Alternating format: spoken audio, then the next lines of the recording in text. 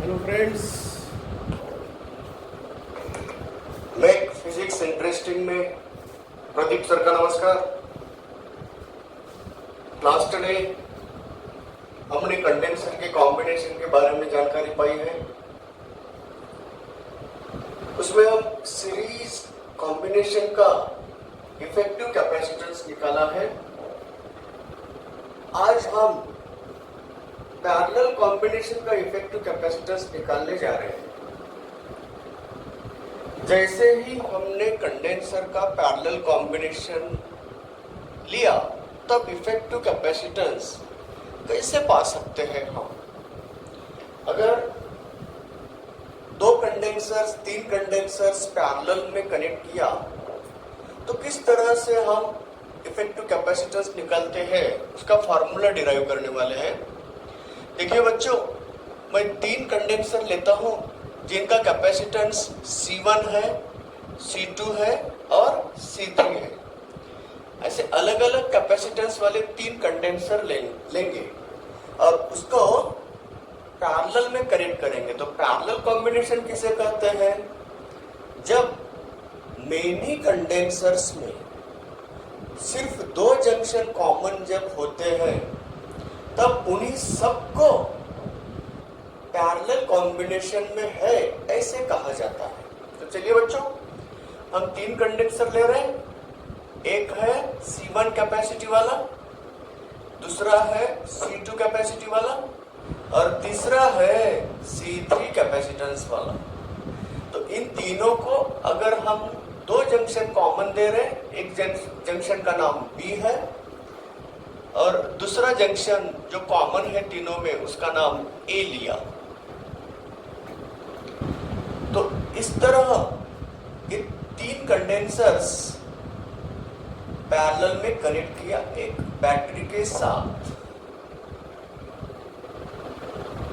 तो देखिए बच्चों, जब हम पैरेलल कॉम्बिनेशन में कोई डिवाइस, कोई कंपोनेंट कनेक्ट करते ना, तब इस कंडेंसर के अक्रॉस का PD, इसी कंडेंसर के अक्रॉस का PD बोले तो पोटेंशियल डिफरेंस, इनके अक्रॉस का PD, तीनों के लिए कॉमन PD होता है। कितना? V पोटेंशियल डिफरेंस आया है। इसका मतलब पैरेलल कॉम्बिनेशन में सबके सब डिवाइस, सबके सब कंपोनेंट जो भी पैरेलल कनेक्ट किए हैं उनके अक्रॉस का PD इक्वल होता है। तो चलिए, अगर PD इक्वल होता है तो कैपेसिटेंस अलग होने से उनके अक्रॉस अलग अलग डिफरेंट वैल्यूज के चार्ज बैठ सकते हैं। क्यों? क्योंकि चार्ज का फार्मूला है C × V। अगर सबके लिए पोटेंशियल डिफरेंस सेम है, तीनों के लिए पोटेंशियल डिफरेंस अगर V लिया है, तो इनके ऊपर इनके कैपेसिटेंस के डिपेंड करेगा, कैपेसिटेंस के अकॉर्डिंगली उसके ऊपर चार्ज बैठेंगे। देखिए बच्चों, अगर V कॉमन है सबके लिए, V कांस्टेंट है सबके लिए, तो चार्ज कैपेसिटी के अकॉर्डिंगली स्टोर होगा। जिनकी कैपेसिटी बड़ी उसके ऊपर चार्ज भी ज्यादा, तो डायरेक्टली प्रोपोर्शनल है। इसीलिए तो C1 कैपेसिटी है तो उनके ऊपर चार्ज Q1 बैठ जाएंगे। तो Q1 equal to C1 × V। C2 capacitance है तो उनके ऊपर चार्ज C2 बैठ जाएंगे। Q2 equal to C2 × V। C3 capacitance है तो उनके ऊपर चार्ज बैठ जाएंगे Q3 equal to C3 × V। तीनों के लिए कॉमन पोटेंशियल है, कांस्टेंट है पोटेंशियल। तो चलिए बच्चों, अब एडिशन लॉ क्या कहता है? इस सेल ने कितने चार्ज उन सर्किट को दिए हैं, तो अगर यहां तक इन्होंने टोटल चार्ज Q भेजे हैं तो यहां -Q और इधर +Q जाएंगे। अब चलिए बच्चों, इस टोटल चार्ज Q में से Q1 इधर गए, +Q1 -Q1, इधर +Q2 -Q2, इधर +Q3 -Q3। तो ये तीनों का एडिशन आएगा Q। तो हम ऐसा कह सकते हैं, by addition law the total charges provided by the shell are given by Q equal to Q Q1 plus Q2 plus Q3 है ना. So substitute the values of Q1, Q2 and Q3 in that equation. We get C1V plus C2V plus C3V. Finally we get the formula for charge Q equal to common, take the common V, C1 plus C2 plus C3 into V. See here, अगर इस V को इधर लिया तो Q divided by V का formula मिल रहा है C1 plus C2 plus C3. देखिए बच्चों, Q कौन है? Total charge provided by the cell. और V कौन है? Total potential difference across the combination of the condensers. तो चलिए, अगर इस पूरे कॉम्बिनेशन के across total effective potential difference V है और उनको उस सिस्टम को दिए हुए टोटल चार्ज Q रहे, तो इस सिस्टम का कैपेसिटेंस क्या हो सकता है? Charge Q divided by potential. इसी तरह इस कॉम्बिनेशन का इफेक्टिव कैपेसिटेंस C इफेक्टिव या Cp बोलेंगे, P फॉर पैरेलल. तो Cp का फॉर्मूला आएगा Cp equal to Q divided by V बोल के. तो अब Q डिवाइडेड बाय V की वैल्यू निकल चुके हैं, तो हमें Cp का फॉर्मूला मिल गया C1 plus C2 plus C3. इसी तरह बच्चों, जब भी हम कंडेंसर को पैरेलल कनेक्ट करेंगे ना, तब उन सब कंडेंसर के कैपेसिटेंस की एडिशन हो जाती है.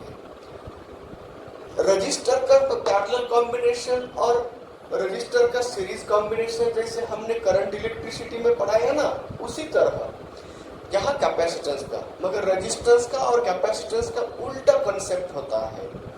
तो जिस तरह हमने RS का फार्मूला निकाला था रेजिस्टर्स में, यहाँ कैपेसिटेंस बनता है उसी तरह.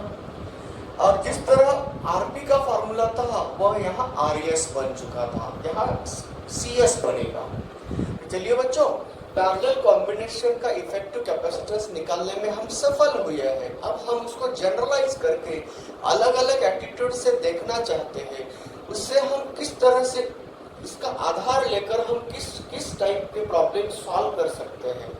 अभी तक कितने लोगों ने कितने नजर से उसको देखा है, वो हम उसके रिमार्क के फॉर्म में बताना चाहते हैं. तो चलिए, आपके पास एक फार्मूला, बेसिक फार्मूला निकाला है, उसके ऊपर से हम जनरलाइज करने जा रहे हैं. अगर आपको ढेर सारे कंडेंसर्स दिए होंगे, कुछ नंबर देता हूं उनको, अगर n नंबर ऑफ कंडेंसर्स दिए होंगे और सभी की वैल्यूज डिफरेंट है, एक की वैल्यू C1 है, दूसरे की C2 है, C3 है, C4 है, ऐसे अलग अलग कैपेसिटेंस वाले कंडेंसर्स, कितने condensers? n number of condensers अगर दिए है, तो ये अलग अलग कैपेसिटी वाले कंडेंसर अगर पैरेलल में कनेक्ट किया तो इफेक्टिव कैपेसिटेंस कैसे निकाल पाते हैं? अगर एक कंडेंसर बड़ा है तो यहाँ प्लस C4 होगा. इसी तरह जब हम n number of different values के कंडेंसर्स अगर हम पैरेलल में कनेक्ट करते, तो पहला रिमार्क बन रहा है Cp equal to C1 plus C2 plus C3 plus dash dash dash plus Cn. सभी के सभी कंडेंसर के कैपेसिटेंस का क्या निकालना है? समेशन करना है. रिजल्टेंट इफेक्टिव कैपेसिटेंस मिल गया. ये रहा पहला रिमार्क. अब दूसरा रिमार्क बताना चाहते हैं हम, अगर ऐसे n नंबर ऑफ कंडेंसर्स मगर उन सब की कैपेसिटेंस आइडेंटिकल, यानी कि C कैपेसिटेंस ईच कंडेंसर की लिया, तो बताइए बच्चों, अगर ईच एंड एवरी कंडेंसर का कैपेसिटेंस C है और इन सबको अगर पैरेलल कनेक्शन में दिए, तो बताइए Cp की वैल्यू कितनी होगी? n टाइम्स C होगी. समझ रहे ना? ओके. चलिए, पैरेलल कॉम्बिनेशन में हमने Cp इक्वल टू ये फार्मूला बता दिया. दूसरा रिमार्क बताने जाने, अगर हम आइडेंटिकल कंडेंसर इस कॉम्बिनेशन में कनेक्ट किया तो n टाइम्स C बनेगा.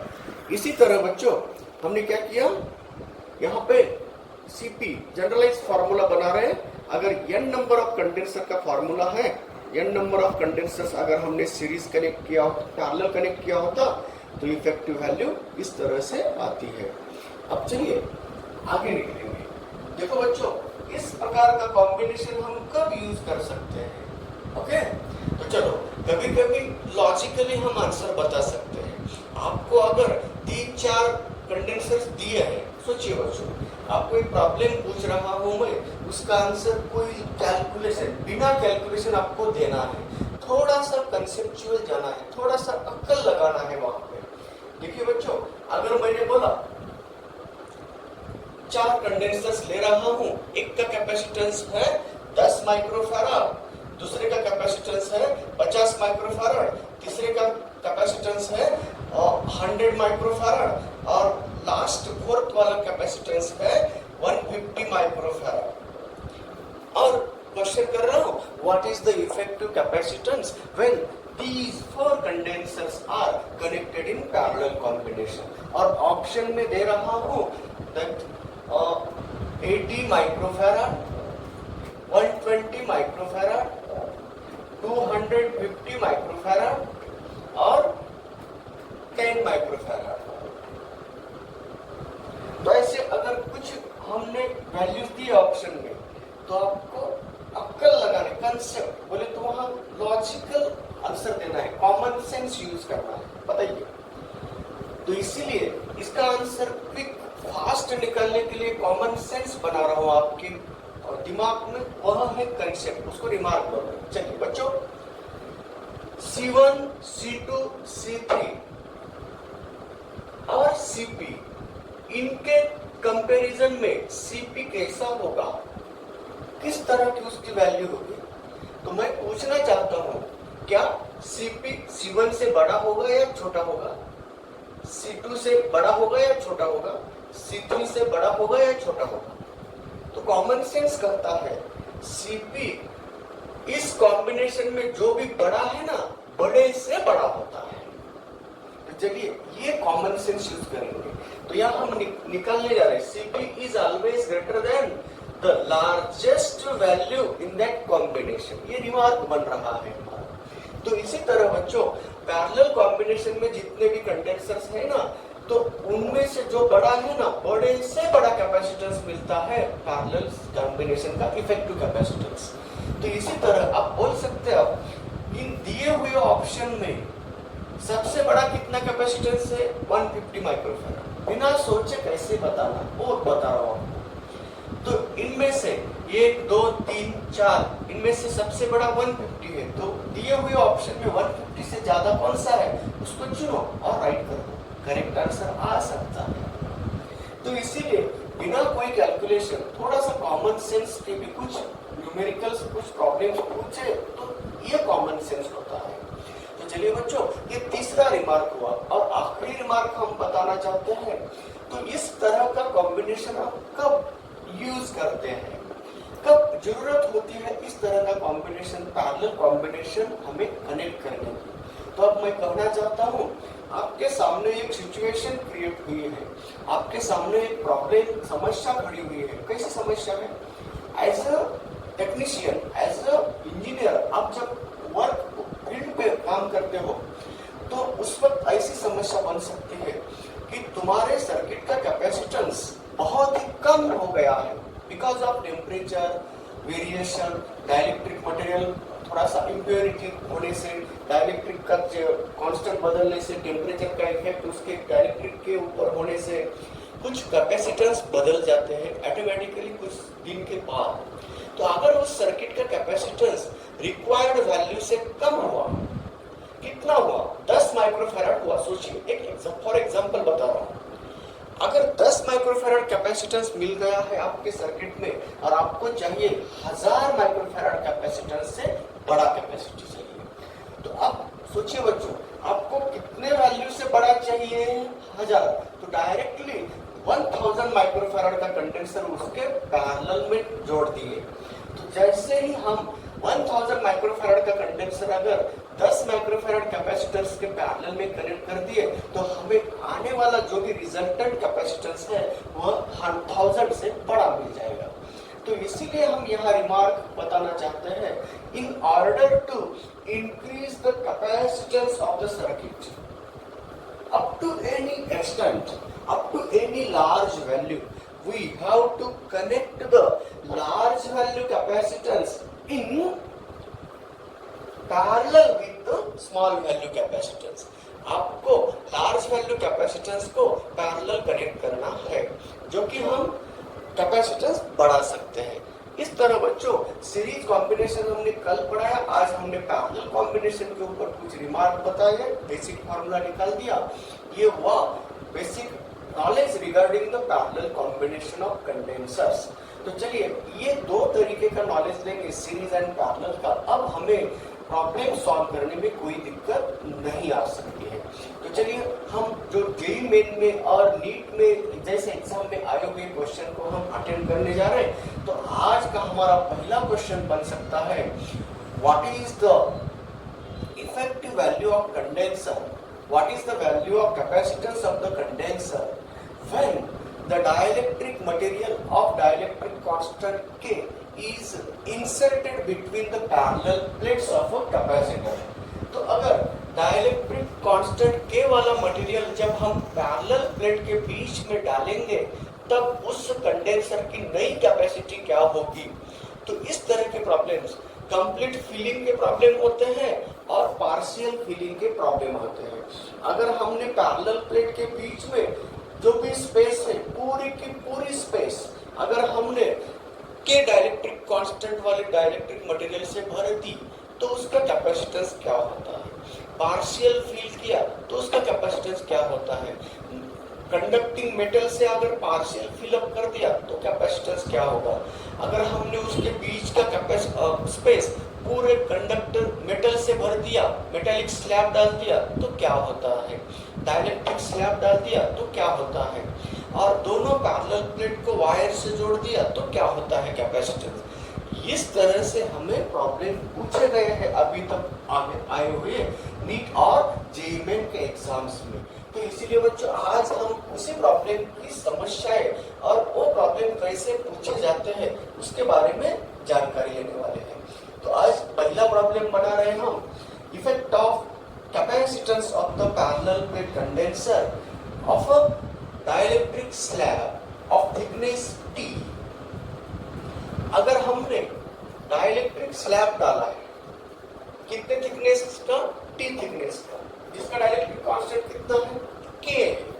तो डाइलेक्ट्रिक कांस्टेंट K वाला स्लैब जब हम पैरेलल प्लेट के बीच में रखेंगे, इंसर्ट करेंगे by keeping certain space in between that parallel plates, उसको हम बोलेंगे partial filling.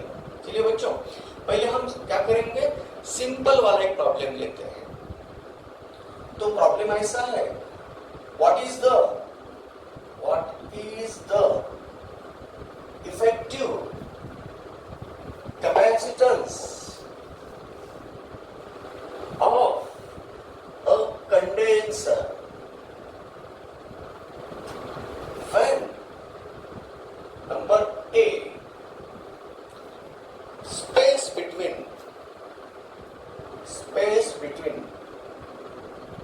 plate is filled by material, dielectric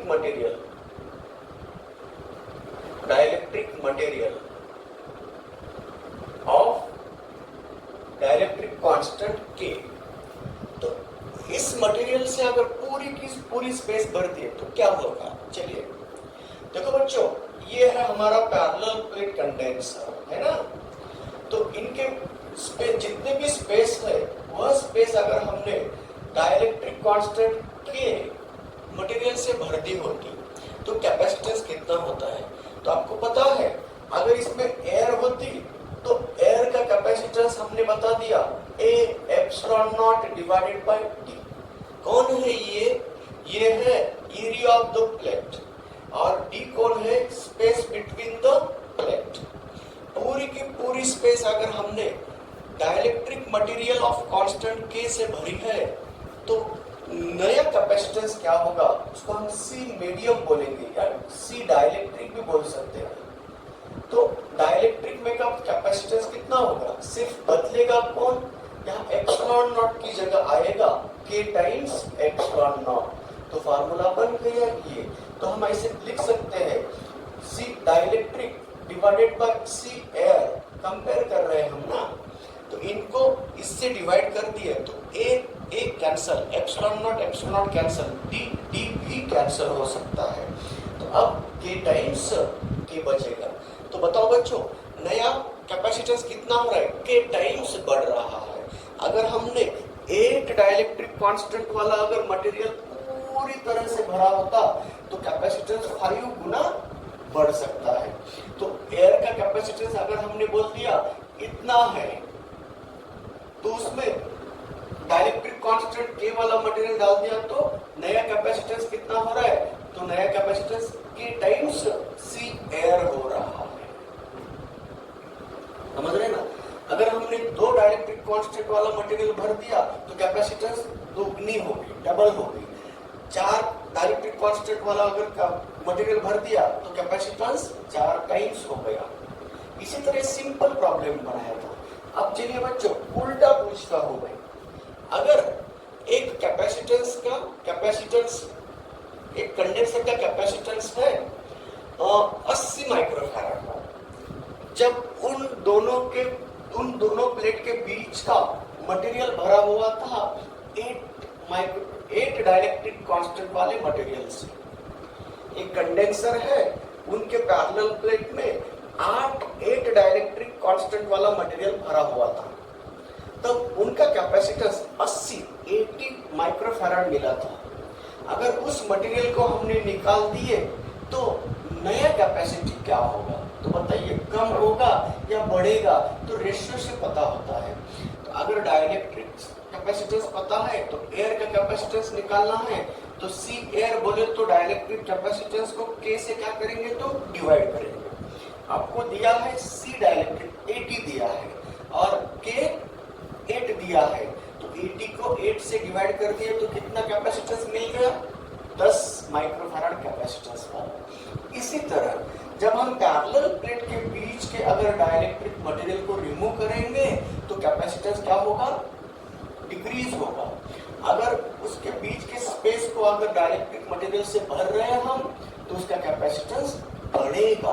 तो this is the effect of dielectric, complete feeling of dielectric. अब देखिए बच्चों, अगर हमने इन दोनों प्लेट के बीच का अगर मटेरियल या स्पेस, अगर हमने दूसरा प्रॉब्लम बना रहे हैं हम यहाँ पे, space between the plate is filled by, dielectric नहीं है, हम बोल रहे हैं filled by metallic plate, metallic material बोलेंगे। तो मेटल से भर दिया हमने, पूरा का पूरा स्पेस मेटल से भर दिया, तो क्या होगा? तो मेटल का डाइलेक्ट्रिक कांस्टेंट होता है इंफिनिटी। तो चलिए, डाइलेक्ट्रिक कांस्टेंट ऑफ मेटल बन गया इंफिनिटी। इसका मतलब क्या हुआ? तो सी डाइलेक्ट्रिक बोलेंगे या मेटल बोलेंगे तो कितना होगा? इंफिनिटी हो गया। तो कैपेसिटेंस इंफिनिटी होगा। Effect of complete feeling of metal. उस दोनों प्लेट के बीच में जो भी स्पेस है कंप्लीटली हमने मेटल से भरी तो कैपेसिटेंस होगा इंफिनिटी। अगर हमने उस दोनों प्लेट के बीच का स्पेस अगर हमने क्या कर दिया? पार्शियल फिलिंग कर दिया। तो पार्शियल फिलिंग बाद में, पहले कंप्लीट फिलिंग की जानकारी दे रहा हूं। ये हुआ पहला क्या था? अगर दोनों प्लेट के बीच का स्पेस डाइलेक्ट्रिक मटेरियल के से भरा हुआ कंप्लीटली, तब कैपेसिटेंस के टाइम्स बढ़ रही है। और मेटल से भर दिया पूरा का पूरा स्पेस तो कैपेसिटेंस इंफिनिटी हो रहा है। अब तीसरा क्वेश्चन हम बताने जा रहे हैं। अगर ये स्पेस को हमने कुछ डाइलेक्ट्रिक से नहीं बना, हमने सिर्फ उसको वायर से जोड़ दिया, वायर से, अंदर एयर है, वैक्यूम है दोनों प्लेट के बीच में, कैपेसिटेंस सी एयर था, मगर हमने डायरेक्टली उसको वायर से जोड़ दिया। शॉर्ट सर्किट करना बोलते हैं, दोनों को एक जगह से कनेक्ट कर दिया। तो बताइए बच्चों, इससे क्या हुआ? इसके ऊपर जो भी पॉजिटिव चार्ज हुए ना, यहाँ आ गए इसके ऊपर, तो दोनों प्लेट के ऊपर इक्वल चार्ज बन गए, मतलब पोटेंशियल डिफरेंस कोई नहीं बना। तो कैपेसिटेंस कितना हुआ? तो पोटेंशियल डिफरेंस V 0 हुआ ना, तो capacitance equal to Q upon V 0 कितना हुआ? इंफिनिटी हुआ। इसी तरह जब हम दो प्लेट को अगर वायर से कनेक्ट करते हैं तो कैपेसिटेंस फिर इंफिनिटी होता है। तो इस तरह से जब प्रॉब्लम पूछे ना तो इसके आंसर इस तरह बनाना चाहिए आपको। तो चलिए बच्चों, ये हमने कंप्लीट फिलिंग के बारे में जानकारी दी है। अब हम बोलते हैं कि पार्शियल फिलिंग करना है, तो पार्शियल फिलिंग करना है कुछ हवा या वैक्यूम ना रखते हुए फिलिंग करना, मतलब पूरी की पूरी स्पेस अलग अलग डाइलेक्ट्रिक मटेरियल से भर देना। एक दूसरा, कुछ जगह उसमें वैक्यूम भी रख देना, तो उस तरह से उसको हम बोलते हैं पार्शियल फिलिंग। तो effect of capacitance of the condenser because of partial filling of the dielectrics. तो ये हो गया किस तरह से प्रॉब्लम करना, सॉल्व करना, कंप्लीट फिलिंग के बारे में हमने जानकारी दी है। अब हम जा रहे हैं और हम जा रहे हैं कि पार्शियल फिलिंग का फार्मूला डिराइव करने। तो चलिए बच्चों, अगर हमने एक पैरेलल प्लेट कंडेंसर के प्लेट के बीच का, पैरेलल प्लेट कंडेंसर के प्लेट के बीच का अगर हम स्पेस डाइलेक्ट्रिक स्लैब से भर रहे हैं, मगर उस स्लैब की थिकनेस कितनी है, टी है, और स्पेस कितना दूर है, डी डिस्टेंस दूर है, तो उसको पार्शियल फिलिंग बोलते हैं। What is the effective capacitance of the condenser when a dielectric slab of thickness T is placed between parallel plates of condenser. तो चलिए, ये रहा डी डिस्टेंस दूर वाले दोनों प्लेट, तब एरिया ए है, तो हमने क्या कर दिया, इसमें टी थिकनेस वाला स्लैब डाल दिया, जिसका टी थिकनेस है और के डाइलेक्ट्रिक कांस्टेंट है। अब चलिए बच्चों, इस तरह के प्रॉब्लम जब हम बनाते हैं ना, डाइलेक्ट्रिक है, डाइलेक्ट्रिक में इलेक्ट्रिक फील्ड इंटेंसिटी ई डैश होती है ना, और टी थिकनेस का अगर स्लैब डाल दिया आपने, तो बताइए वैक्यूम कितना थिकनेस का बच गया, तो वैक्यूम बच गया डी माइनस टी वाला। तो डी माइनस टी स्पेस में इलेक्ट्रिक फील्ड बन रहा है, तो अगर पहले इलेक्ट्रिक फील्ड कितना था, जब हवा थी या वैक्यूम थी तब इलेक्ट्रिक फील्ड था ई था, सिर्फ ई था। अब देखिए, तब potential difference V equal to कितना रहती है, इनटू डी बोला था पहले, ये पार्शियल फिलिंग करने से पहले। अब क्या हो रहा है, देखो पोटेंशियल डिफरेंस V डैश बन रहा है E इनटू, देखिए एयर मीडियम में भी इलेक्ट्रिक फील्ड वही है ना, क्योंकि प्लेट इधर है, चार्ज वाला पॉजिटिव चार्ज वाला प्लेट इधर है और माइनस चार्ज वाला प्लेट इधर है, कैपेसिटेंस इसके इलेक्ट्रिक फील्ड यूनिफॉर्म है। तो ई इलेक्ट्रिक फील्ड में कितना थिकनेस का स्लैब, एक कंडेंसर कितने थिकनेस का बन रहा है, डी माइनस टी थिकनेस का बन रहा है, और दूसरा कितने थिकनेस का, टी थिकनेस का, plus t into e dash.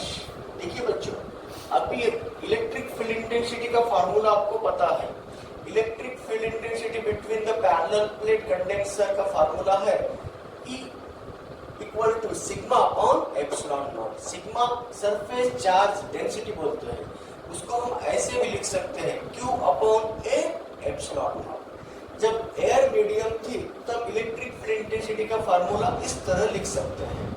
अब बताइए, जहां पे एयर मीडियम है, कितने थिकनेस में एयर मीडियम है, डी माइनस टी थिकनेस में एयर मीडियम है, उसके लिए मैं फार्मूला यही यूज करूंगा, यहाँ यही फार्मूला यूज करना है। अब सवाल इस बात का है, ई डैश का है इफेक्ट ऑफ डाइलेक्ट्रिक के, डाइलेक्ट्रिक के अंदर इलेक्ट्रिक फील्ड इंटेंसिटी ई डैश बन चुकी है, तो ई डैश के लिए हम कैसे लिखेंगे, ई डैश इक्वल टू, देखो ई डिवाइडेड बाय के, क्योंकि effect of dielectric on the electric intensity होता है के से कम होती है, ई डिवाइडेड बाय के, यहाँ रख दो, तो क्या बन गया, E into D minus T plus E divided by T divided by K. तो ई को कॉमन निकाल दो और ई की वैल्यू सब्स्टिट्यूट कर दो, तो ई को कॉमन निकाल दिए और उसकी वैल्यू भी सब्स्टिट्यूट कर दिए, कौन सी वैल्यू, ये Q by A epsilon naught. तो चलिए बचा कौन, d minus T plus T divided by K. तो ये कौन है? b dash. तो चलिए बच्चों, ये a एप्सिलॉन नॉट इधर आएगा, a एप्सिलॉन नॉट इधर आएगा, ये ब्रैकेट इधर आया, d minus T plus T divided by K equal to q divided by b dash. बताओ, डाइलेक्ट्रिक स्लैब डालने से चार्ज के ऊपर कोई फर्क पड़ा क्या? पोटेंशियल डिफरेंस के ऊपर असर होगा। तो चलिए, पोटेंशियल डिफरेंस अगर b डैश मिल गया तो नया कैपेसिटेंस c डैश मिलेगा। तो अब बताइए इफेक्टिव कैपेसिटेंस कितना आया? c dash equal to a epsilon naught divided by d minus t plus t divided by k। तो ये बन गया बच्चों इसका value. What is the effective capacitance of a condenser when a dielectric slab of thickness T is placed between the parallel plates of a condenser? यहाँ उसको हम T less than D बोलेंगे। D कौन है? दो प्लेट के बीच का distance है और थिकनेस उससे कम स्पेस में है, यानी कि कुछ स्पेस एयर और वैक्यूम बची हुई है, उसको बोलते हैं पार्शियल फिलिंग। तो बताइए, देखो बच्चों, ये जो लिखा ना मैंने V dash equal to V vacuum plus V dielectric, तो कितनी लंबी, कितनी थिकनेस का डायरेक्ट वैक्यूम बचा है? D माइनस टी का, और डाइलेक्ट्रिक कितने थिकनेस का डाल दिया? T। तो E into distance potential difference होता है, E into distance potential difference मिलता है, और उनका एडिशन लॉ यूज कर दिया। इसी तरह हमने नया कैपेसिटेंस निकाल दिया बच्चों। तो ये एक फार्मूला बना दी, अब उसके ऊपर अलग अलग तरीके से प्रॉब्लम बना सकते हैं, इसको भूलो मत। ये कौन है? दो प्लेट के एरिया A है और ये epsilon not permittivity of free space है, टाइम पकड़े, परमिटिविटी ऑफ फ्री स्पेस है, और यहाँ d माइनस टी है। T कौन है? Thickness of the slab. देखिए बच्चों, अब हम उसको थोड़ा सा बढ़ा रहे, जनरलाइज कर रहे। अगर हमने ऐसे different number of plates insert किए होते by keeping space between them, तो इस तरह से अगर T1 थिकनेस का स्लैब K1 डाइलेक्ट्रिक वाला, T2 थिकनेस का स्लैब K2 डाइलेक्ट्रिक वाला, T3 थिकनेस का स्लैब K3 डाइलेक्ट्रिक वाला, तो ऐसे अगर तीन स्लैब डाल दिए तो इफेक्टिव कैपेसिटेंस क्या होगा? दो स्लैब डाल दिए तो इफेक्टिव कैपेसिटेंस क्या होगा? ऐसे मतलब जगह रखकर अगर डाल दिए तो इफेक्टिव कैपेसिटेंस क्या होगा? यही फार्मूले हम बनाने हैं, तो इससे हम वह फार्मूले बना सकते हैं। तो इसलिए बच्चों, हम आज ये effective capacitance of the partial filling, complete filling का भी हमने बोला था। अब देखो बच्चों, आपको थोड़ा सा कंफर्म कर लेता हूँ, ये फार्मूला कंफर्म करना है। आई एम वो फार्मूला ट्रस्टेबल है क्या नहीं, कंफर्म करो। अगर मैंने पूरा का पूरा भर देता तो D एंड T इक्वल होते हैं, जितना D उतना T अगर रख देता तो D माइनस टी, तो ये वैल्यू कितनी हो गई? 0 हो गई, ये वैल्यू 0 हो गई, तो यहाँ सिर्फ T डिवाइडेड बाय K बचा, K ऊपर गया, तो T को हम D लिख सकते ना, क्योंकि T इक्वल टू D बोला। तो देखिए कंफर्म कर रहे हैं हम, तो ये epsilon naught divided by D upon K के ऊपर जाएगा ना, तो क्या होगा? K टाइम्स होगा क्या नहीं? K times A epsilon naught by D। आ गया वो कंफर्मेशन। इसी तरह अब इसके ऊपर विश्वास बैठ गया। तो बच्चों, आज यहाँ हम रुकते हैं क्योंकि टाइम हो गया है, कल हम उसको कंटिन्यू करेंगे। Effect of dielectric slabs inserted between the parallel plates of the condenser. कुछ जगह रखना है और कंप्लीट करना है, तो अलग अलग कॉम्बिनेशन हम यूज करके हम उसको सॉल्व कर सकते हैं। तो तब तक के लिए यहाँ रुकेंगे और कल और दोबारा लौटेंगे। Thank you.